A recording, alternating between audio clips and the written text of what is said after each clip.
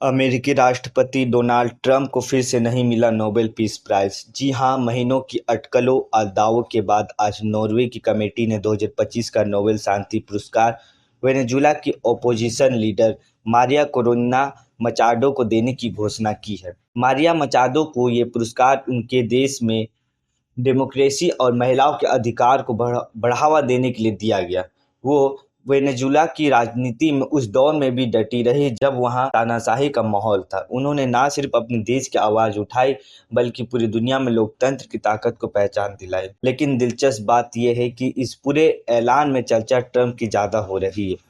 Donald Trump लगातार खुद को नोबेल प्राइज का दावेदार बताते रहे। उन्होंने दावा किया कि उन्होंने 6 से 8 युद्ध रुकवाए, इजराइल गाजा से लेकर भारत पाकिस्तान तक, और कहा कि अगर उनका नाम ओबामा होता तो अब तक उन्हें 10 बार नोबेल मिल चुका होता। रॉयटर्स की रिपोर्ट के मुताबिक इस साल की नोबेल कमेटी ने करीब 350 उम्मीदवारों के नाम पर विचार किया था। ट्रंप को पाकिस्तान, रूस और कई यहूदी संगठनों से नामांकन मिला था। यहाँ तक कि एक यहूदी समूह ने तो नोबेल पुरस्कार का नाम ट्रंप पीस अवार्ड रखने तक की बात कही थी। लेकिन इसके बावजूद नॉर्वे की कमेटी ने फैसला किया कि शांति और लोकतंत्र के संघर्ष में सबसे सशक्त आवाज मचाडो की है। राजनीतिक विशेषज्ञों का मानना है कि मचाडो का चुनाव दुनिया के लिए एक मजबूत संदेश है कि असली शांति सिर्फ युद्ध रोकने से नहीं बल्कि लोगों को स्वतंत्रता दिलाने से आती है।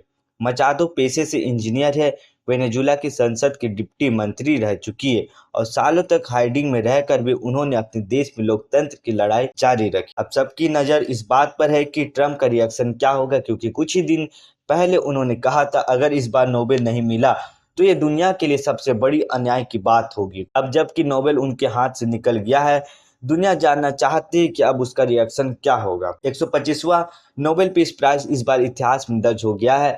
मारिया मचाडो की जीत सिर्फ वेनेजुएला की नहीं बल्कि उन सभी लोगों की जीत है जो बिना हथियार के सिर्फ अपनी आवाज से बदलाव लाना चाहते हैं। 10 दिसंबर को ओस्लो में जब उन्हें ये पुरस्कार मिलेगा, वो पल सिर्फ सम्मान का नहीं बल्कि लोकतंत्र की जीत का प्रतीक होगा। दुनिया के मंच पर एक महिला की जीत बताती है कि शांति की असली ताकत आवाज में होती है, ना कि सत्ता में।